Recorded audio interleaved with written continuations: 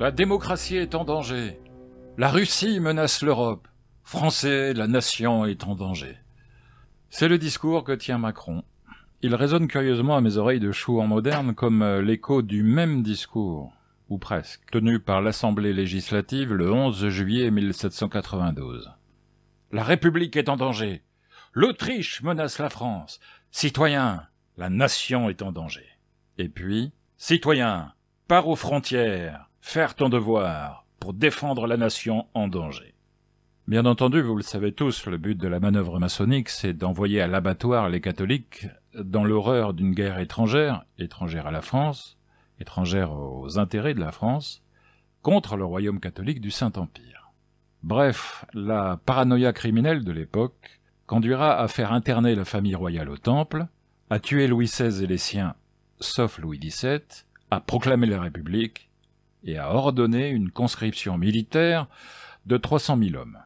Mais cela aura aussi pour conséquence, vous le savez également, une levée en masse de Vendéens et de Chouans qui, comme l'écrit Anne Bernet dans ses grandes heures de la chouannerie, firent la guerre pour ne pas avoir à la faire. Je trouve que la formule est assez jolie. J'attire votre attention sur un point important. Les catholiques de l'époque ont estimé prudent de prendre les armes contre la Révolution. Souvenez-vous des paroles du premier généralissime de l'armée catholique et royale de Vendée, Jacques Cathelineau. Ses amis lui conseillaient de rester prudemment aux côtés de sa femme et de ses enfants au lieu de partir au loin guerroyer contre la République. Il répondit « Vous pensez que ça empêchera les soldats bleus de venir incendier nos fermes et nos récoltes ?» Donc il estimait prudent de prendre les armes. Le combat royaliste est une école de prudence politique. Parce que déjà, comme l'écrivait le comte de Montalembert, par une de ses citations qui citait sur la chaîne La Nouvelle Chevalerie, il écrivait « Vous avez beau ne pas vous occuper de politique, la politique s'occupe de vous tout de même. On menace les catholiques, on les attaque au couteau dans la rue, on brûle leurs églises, etc., etc. Et alors, il faudrait simplement s'enfermer dans sa chambre et dire le rosaire. Si les Chouans n'avaient fait que prier sous la Révolution, la France serait aujourd'hui un désert spirituel et on aurait presque plus de prêtres. Vous savez, lorsque les lâches ne veulent pas agir, les lâches lâchent un mot, le mot de prudence. Mais le mot de prudence mal compris. On n'est jamais trop prudent. Vous savez, on va quand même mettre son masque pour aller au restaurant, aller manger avec un masque. C'est la prudence qu'il commande. Oh, je vous en conjure, ne faites pas d'imprudence, etc., etc. Pour l'honneur de Dieu, le salut de la France, la préservation de la race royale, chouannerie. Donc, les lâches n'ont que le mot de prudence, mais un mot mal compris. Soyons sérieux, je suis d'accord avec vous, mais ne soyez pas rétrograde. On n'est jamais trop prudent. Mais saint Augustin avait une autre définition de la prudence, je ne sais pas si vous la connaissez. Un homme prudent est un homme sage dont l'action est complète, écrivait saint Augustin. Alors, l'honnêteté me commande la vérité. Je ne suis pas certain que ce soit l'exacte citation, mais la citation littérale. Mais le sens est là, si vous voulez. Lorsque l'action est possible, lorsque l'action est utile, nécessaire et possible, il faut agir. Et si on n'agit pas, on manque donc à la vertu de prudence. Quand la Révolution éclata en 1789, et qu'on était certain que le nouvel ordre allait bouleverser les fondements naturels et surnaturels de la civilisation, il fallait agir, et c'est ce que firent les Chouans, même avant les Vendéens d'ailleurs. Voici donc une petite histoire de la chouannerie dans ses grandes lignes. J'aurais pu aussi bien parler des guerres de Vendée, passionnant, mais le sujet, quoi qu'il soit passionnant, est souvent traité. La chouannerie est peut-être un peu plus mal connue. Alors, pour cela, je me suis servi, pour l'essentiel, du livre d'Anne Bernet que je citais tout à l'heure, Les grandes heures de la chouannerie, paru chez Perrin en 1994. Alors, il est évident que je ne vais pas, durant ce petit topo, traiter de l'histoire complète et en détail de la chouannerie. La tâche serait trop vaste, cela prendrait trop d'heures. Mais je pense que l'important est ici de bien saisir les phases les plus importantes du mouvement contre-révolutionnaire. La chouannerie, bien entendu. Dans le même ordre des choses, mais du côté littéraire, je vous signale que j'ai commencé l'enregistrement du livre du grand écrivain chouan Jean de la Varande, Les Manants du Roi, sur la chaîne La Nouvelle Chevalerie, une initiative qui figure sur le site de nos amis de Média Presse Info. Donc, la chouannerie.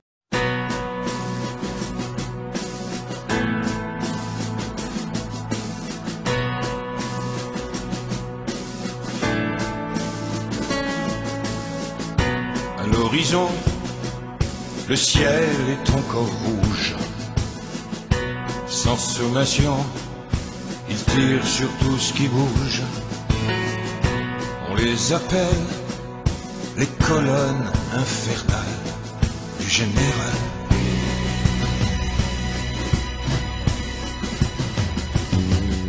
Ils ont brûlé nos fermes et nos églises. Ils ont noyé nos prêtres par surprise. La loi n'est plus qu'un long fleuve de sang. Chouan, Chouan. Ils disent que nous sommes une race maudite. La Convention veut que la Vendée soit détruite. Ils rêvent d'en faire un grand, un immense cimetière. C'est le vœu cher de Maximilien Robespierre. Au fond des bois, nous aiguisons nos lames. Face à la croix, nous prions pour nos âmes. Soyez présents au cri des chats huants. Chouan, hey, chouan.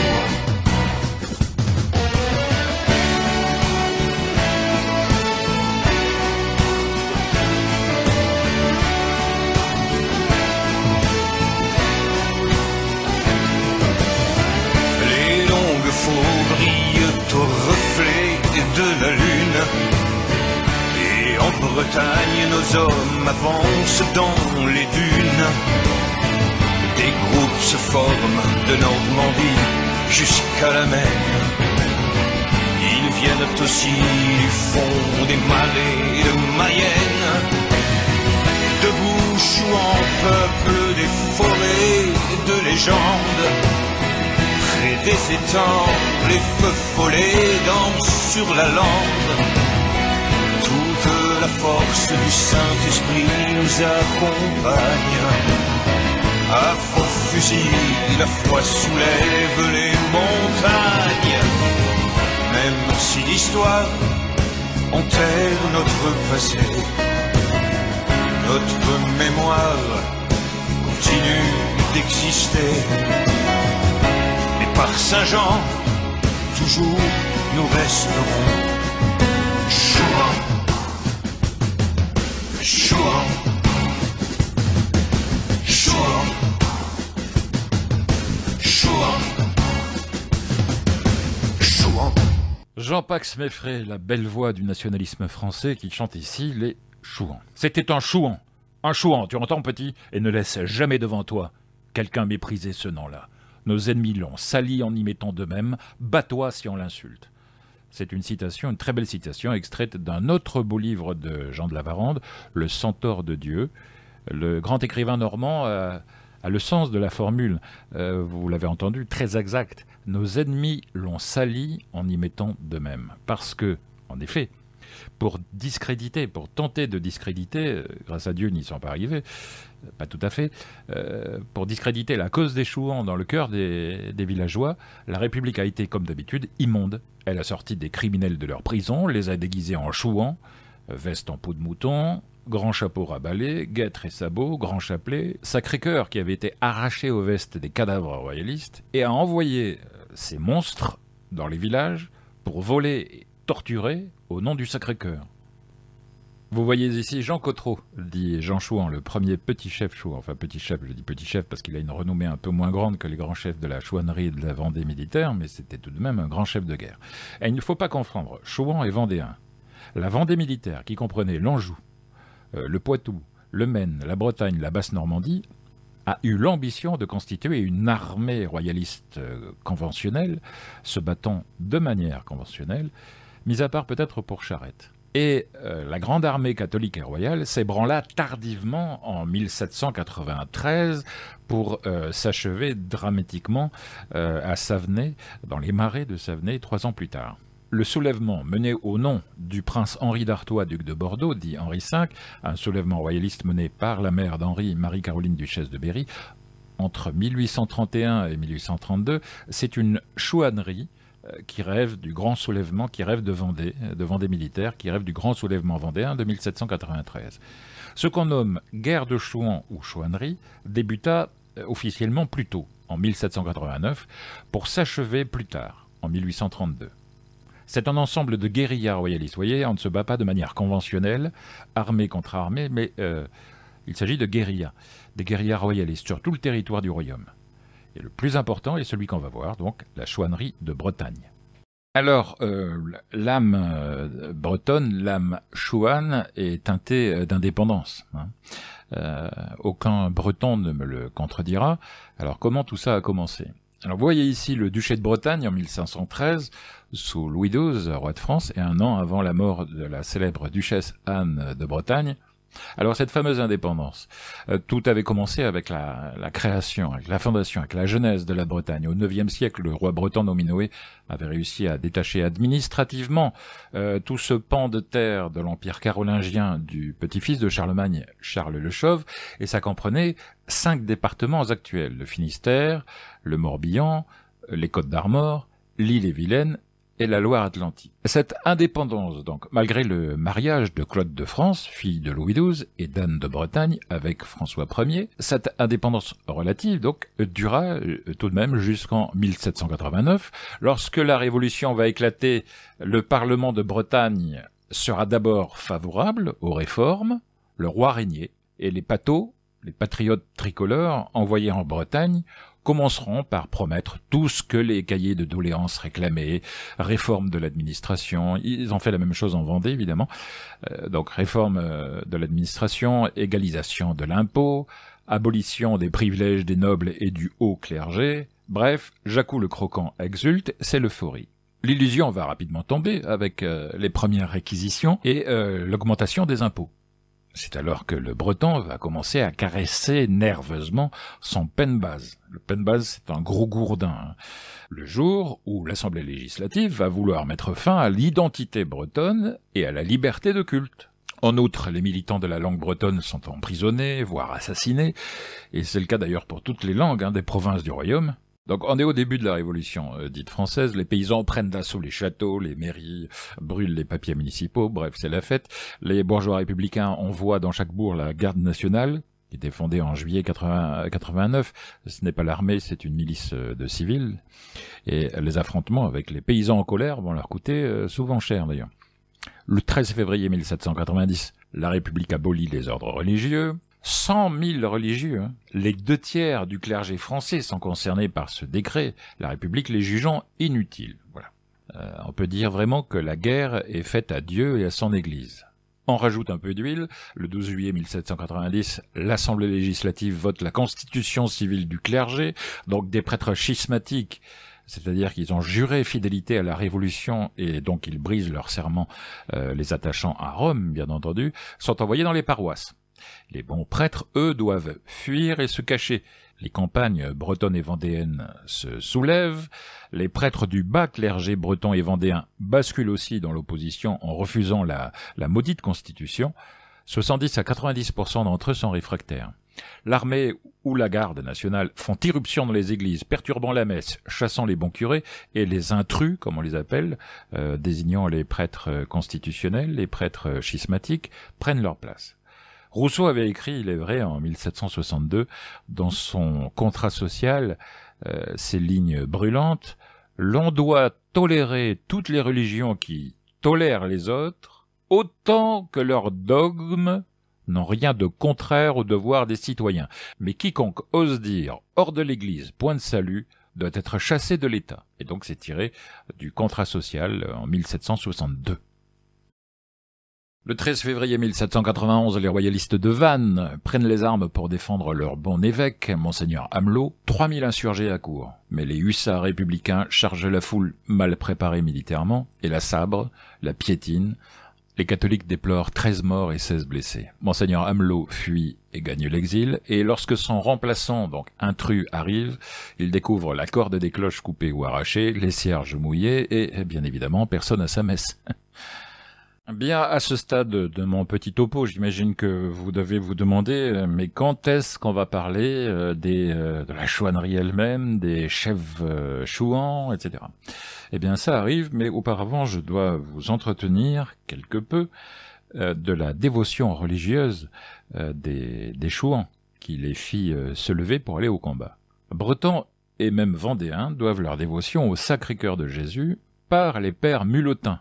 Les Mulotins étaient les disciples du prêtre breton, un saint, Louis-Marie Grignon de Montfort, né en 1673, rappelé à Dieu en 1716. Il était né à Montfort-la-Canne, actuellement Montfort-sur-Meux, en Ille-et-Vilaine, et il est mort en 1716, donc en Vendée militaire, ce qui sera la Vendée militaire, à Saint-Laurent-sur-Sèvre. Grâce à lui et à ses confrères, à ses pieux confrères, le bocage vendéen, le marais breton et les Mauges se couvrent d'oratoires et de chapelles consacrées à Marie et au Sacré-Cœur, et c'est ainsi que les disciples de Montfort, les pères Mulotins, propagent la dévotion au Sacré-Cœur, que l'on retrouvera sur les bannières et sur les vestes des Vendéens en scapulaire.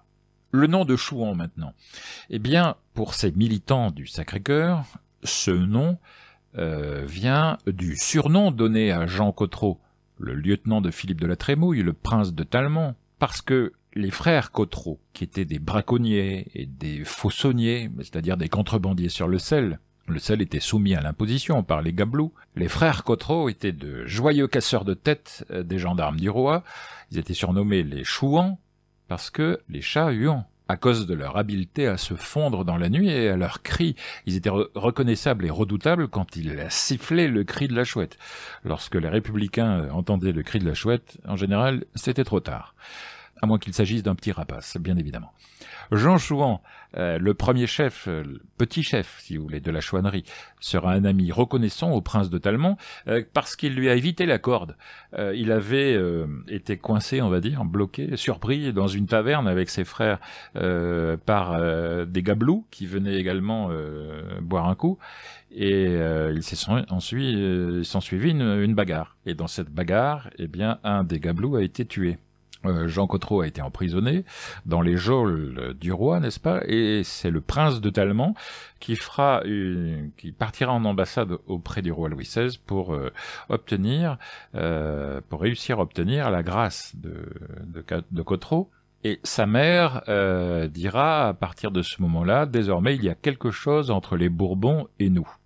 Et cela se vérifiera par tous les services royalistes que Cottereau, que Jean Chouan rendra à la cause royale, bien évidemment. En 1791, les processions religieuses se multiplient, la garde nationale intervient et tire sur la foule en prière. Les républicains des villes persécutent les religieux. À Nantes, d'ailleurs, les religieuses sont extraites de leur couvent et fouettées en public. Les prêtres réfractaires sont emprisonnés en juillet 1791. Bref. On en arrive maintenant à la chouannerie proprement dite, parce que le 29 avril 1792, comme je l'ai déjà dit, la République déclare la guerre aux rois catholiques, bien entendu, de Hongrie et de Bohême, et le but de la manœuvre est d'imposer le modèle révolutionnaire européen, démocratie et anticatholique, au reste de l'Europe, bien évidemment. Les campagnes bretonnes se chouannisent, donc les paysans s'assemblent et conspuent les citoyens recruteurs. Un jeune du Morbihan nommé Georges Cadoudal déclare à voix haute « Jamais un habit bleu ne salira ma peau ». À Plumelec, en Morbihan, il conduit une petite troupe qui renverse les tables des fonctionnaires en charge de la vente des biens religieux déclarés nationalisés, c'est-à-dire volés. À Fouesnant, dans le ministère, le chef chouan Joachim Nedelec organise une petite armée de volontaires en armes contre la République, et c'est dans ces circonstances que les nobles bretons rejoignent la conjuration de l'énigmatique colonel Armand. Le colonel Armand, que vous voyez ici, est le nom de guerre d'Armand-Charles Tuffin de la Rouërie, qui était un des héros de la guerre d'indépendance aux Amériques avec Lafayette. Et après de longs mois d'attente, il faut le dire, le prince Charles d'Artois, frère du roi martyr et futur Charles X, va donner son soutien officiel au marquis depuis son exil, un soutien pour son réseau royaliste clandestin, l'Association bretonne. Voilà, il l'appelait ainsi. Mais il sera trahi par l'espion du conventionnel Danton, qui était son ancien ami, en fait un Judas, le médecin Cheftel, gagné aux idées de la Révolution. Plus exactement, cet homme-là, ce Judas, était un opportuniste. Voilà, il essayait de se ranger dans le camp du vainqueur, et c'est ainsi que plusieurs conjurés vont être arrêtés. Le marquis va être malade des suites d'une infection des bronches, puisqu'il a dû passer quelques nuits chouanes à la belle étoile ou sous la pluie, ça ne lui a pas réussi. Et il va mourir de saisissement le 30 janvier 1793, dans l'endroit où il était reclus, où il était à l'abri et protégé par ses amis conjurés. On le soignait, évidemment, et on lui évitait la lecture des nouvelles dramatiques, notamment la nouvelle annonçant la mort du roi le 21 janvier 93. Il réussira, il se doutait de quelque chose, il se doutait que quelque chose n'allait pas, il voulait savoir ce que c'était, et il réussira à profiter de l'absence d'un de ses amis pour dérober le journal et le lire à la hâte. Là, il va pousser un hurlement et s'effondrer en apprenant la mort du roi. Il en mourra peu après de saisissement. Donc la conjuration n'existe plus, les volontaires royalistes vont se faire rares, les bleus surveillent les routes, ça n'a pas changé, ça. Et lorsque l'armée catholique et royale va être en déroute, suite à la virée de Galerne, le pays royaliste breton sera dans l'impossibilité de faire sa jonction avec les Vendéens. C'est une des explications de l'échec de la grande armée, de l'armée catholique et royale. Mais la chouannerie n'est pas morte. Un autre grand chef chouan, Puiset, le comte de Puiset, né en 1755, rappelé à Dieu en 1827, qui va tenter de ranimer la flamme. Mais il va tomber mal, si on peut dire, parce que l'heure est à l'apaisement. L'heure politique, l'heure révolutionnaire, est à l'apaisement après l'exécution de Robespierre, qui a eu lieu le 27 juillet 1794. Ainsi, lorsque Puiset va vouloir lancer son appel aux armes, eh bien, ça tombera mal. La Bretagne négocie la paix avec la République. Les fous furieux qui, en 1793, voulaient un génocide en Vendée militaire sont exécutés, et le 20 avril 1795, les chefs royalistes de Bretagne, avec Charette, à la suite de Charette, vont signer la paix de la Mabilée. Mais seuls 21 des 121 négociateurs bretons vont signer le bout de papier. Les autres vont refuser, vont continuer la guerre, et les événements vont donner raison aux royalistes qui doutaient de cette paix. La reprise des hostilités va mal se passer pour les chefs royalistes. Le 17 juin, le chef chouan Jérôme de Bois-Hardy est dépecé devant sa jeune épouse au lendemain de ses noces. Le 21 juillet 1795, le débarquement à Quiberon sera un échec sanglant dû aux armées du républicain Hoche qui avait fait cerner la plage. Le drame de Quiberon va avoir un retentissement énorme dans les rangs royalistes. Lorsque Georges Cadoudal va apprendre que les prisonniers de Quiberon, malgré les promesses de vie sauve de Hoche, ont été fusillés, lui et ses chouans vont reprendre la lutte armée contre la gueuse. Boisguy, Saul de Grisol empoignent leurs fusils pour répondre à l'appel de Georges. Mais c'est une succession, une nouvelle fois, de défaites militaires qui va conduire les chefs royalistes à devoir signer la paix avec la République. Et seul, ou presque, Georges Cadoudal va continuer le combat.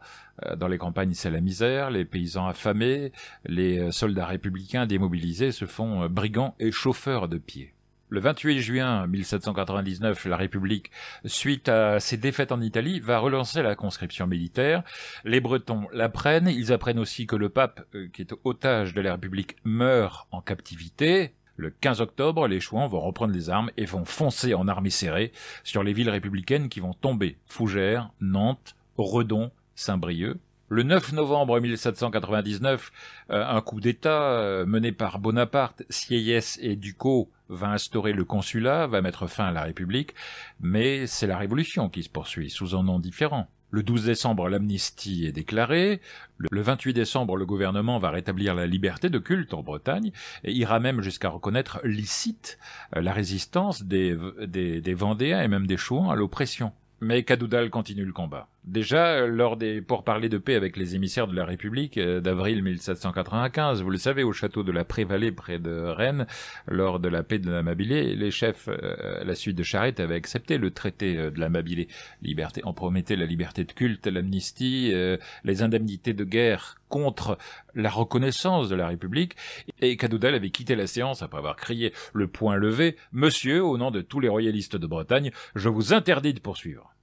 Revenant à 1799, donc, Georges Cadoudal est élu général des Chouans de Bretagne. Il était à la tête de 12 divisions de Chouans dans le Morbihan, mais ces divisions, avec le temps, vont fondre devant les manœuvres politiciennes, la répression, puis l'amnistie, les fusillades, puis les indemnités.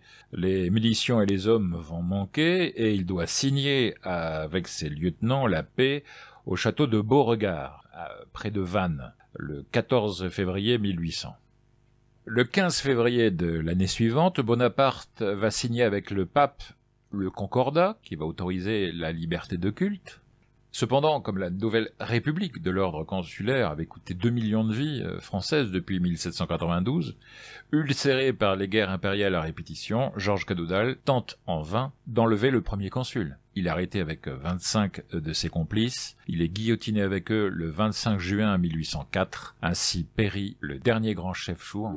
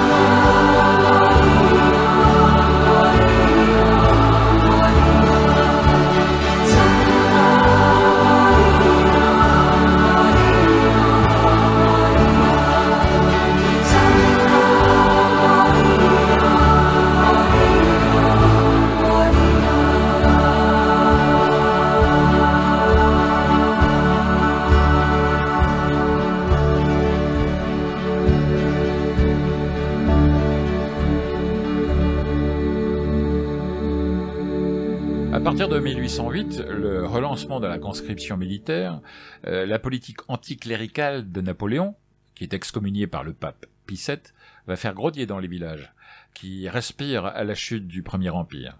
Durant le retour temporaire de l'ogre, durant les 100 jours, une petite chouannerie, sous le haut commandement de Saul de Grisol, qui va se battre contre 25 000 impériaux quand même, va renaître, cette petite chouannerie, suite au joyeux retour de la conscription militaire. C'est la fin de la chouannerie officielle. En 1831, la duchesse de Berry va tenter de soulever la Vendée et la Provence, mais sans plus trouver les foules de Vendéens. Chouans et Vendéens n'ont plus le cœur à se battre, et seule une centaine de partisans vont tenter le coup jusqu'à Nantes, jusqu'à la ville de Nantes, là où elle sera capturée. Le coup de feu pour Dieu et Henri V. Avant d'en venir à ma conclusion, il faut bien rappeler que des chouanneries et des Vendées, il y en a eu dans toute la France, même si la plus emblématique, la plus connue, est le fameux embrasement de l'Ouest catholique. Il y a eu en particulier la petite chouannerie des Monts du Lyonnais, qui a été conduite par le roi de Chevrières, à une époque où les Monts du Lyonnais étaient surnommés la Petite Vendée. Et un très intéressant petit film a été tourné en 2022 dans la région de Chevrières et joué par des acteurs bénévoles. Je vous recommande le DVD qui est actuellement diffusé par les éditions DPF à Chiré. J'arrive donc à ma conclusion. Je redis ce que j'avais dit en introduction. Nous vivons des temps similaires à 1793. Avec une révolution anticatholique, l'anarchie dans les rues, qui est une de ses conséquences, les menaces de guerre et de conscription. Et comme en 1793, on veut nous envoyer, nous ou nos enfants, faire la guerre pour des intérêts qui ne sont pas ceux de la France. Je pense qu'il va falloir méditer pour l'avenir les exemples des Chouans et des Vendéens. Car, comme le rappelle un chant-chouan dont j'ai oublié le nom, il est bien douloureux d'être opprimé, mais d'être opprimé n'est pas honteux. Il n'y a de honte qu'à se soumettre à des brigands, comme des lâches et des coupables. Citoyens, je suis chargé de recruter des milliers d'hommes afin qu'ils aillent se battre aux frontières de la France, assaillis par l'Europe des tyrans qui tremblent devant notre jeune République. Les soldats défendront la France, pays de l'égalité et de la liberté. Et nous répandrons dans le monde entier la première des idées républicaines, le bonheur. Car le bonheur est une idée neuve en Europe. Europe que nous ne pourrons libérer que grâce à vous.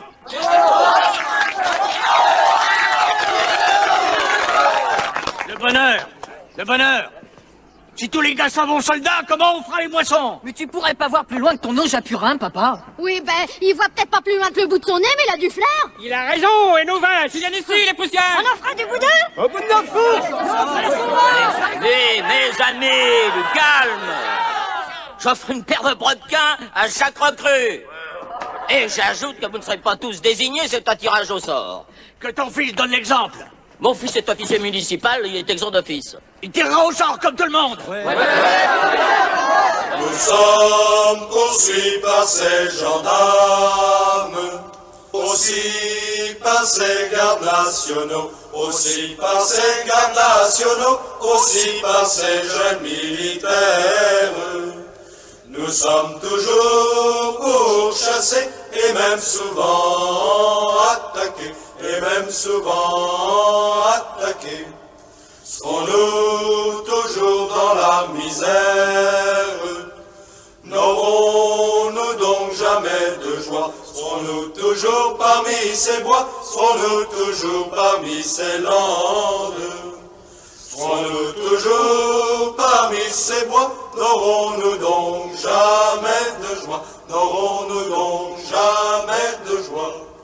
Nous les mettrons hors de ces villes, nous les envoierons promener avec leurs drapeaux pigacés, nous les mettrons hors de ces villes. Avec leurs drapeaux pigacés, nous les envoierons promener, nous les envoierons